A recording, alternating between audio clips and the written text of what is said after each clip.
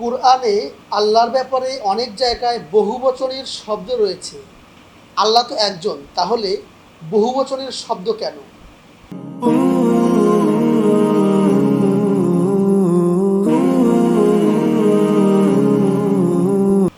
প্রিয় ভাইরা, আমরা দেখতে পাই পবিত্র কোরআনুল কারীমের মাঝে বহু জায়গায় আল্লাহ সুবহানাহু ওয়া তাআলার শানে জমার সিগা ব্যবহার করা হয়েছে।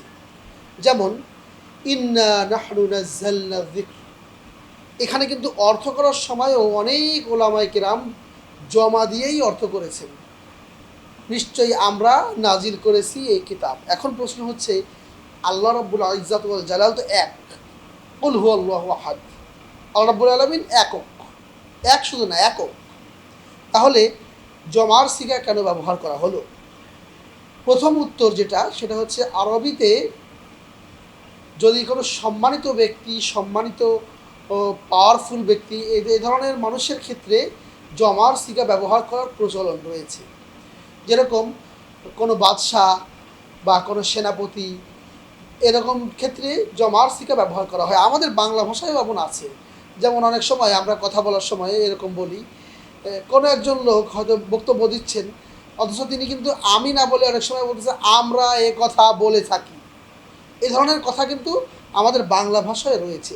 এটা হচ্ছে প্রথমত আরবির একটা সৌন্দর্য, হচ্ছে শক্তিশালী বা ক্ষমতাবান ব্যক্তির নামের সঙ্গে জমার সিগা ব্যবহার করার প্রচলন রয়েছে। এক, এটা হচ্ছে শাব্দিক একটা ব্যাখ্যা।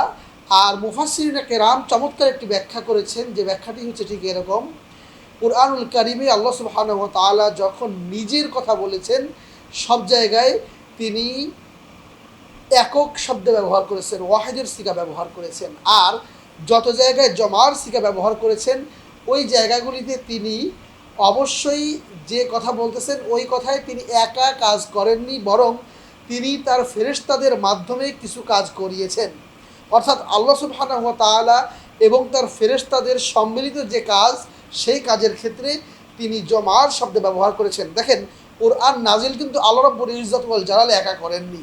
তিনি কোরআন জিবরাইল আমিন ফেরেশতার মাধ্যমে এই কোরআন পৃথিবীতে পাঠিয়েছেন। সুতরাং আল্লাহ সুবহানাহু ওয়া তাআলা এবং তার ফেরেশতা জিবরাইল আমিন উভয়ে মিলিতভাবে এই কাজ করেছেন, যে কারণেই তিনি এভাবে জমার সিগা ব্যবহার করেছেন। এরকমভাবে পবিত্র কোরআনে যত জায়গায় জমার সিগা ব্যবহার করা হয়েছে, ম্যাক্সিমাম জায়গায় দেখা যায়, ম্যাক্সিমাম জায়গায় না, মুহাদ্দিসিনে কেরাম বলেছেন সব জায়গায়ই এখানে আল্লাহ সুবহানাহু ওয়া তাআলা তার ফেরেশতাদের মাধ্যমে সম্পাদিত যে কাজ রয়েছে, সেই কাজগুলির ক্ষেত্রেই জমার সিগা ব্যবহার করেছেন। আর সবচেয়ে বড় কথা হচ্ছে, সকল গ্রামারের মূল হচ্ছে কোরআন। সুতরাং কোরআনে যে একটা ব্যতিক্রম থাকবে, এটাও অস্বাভাবিক নয়।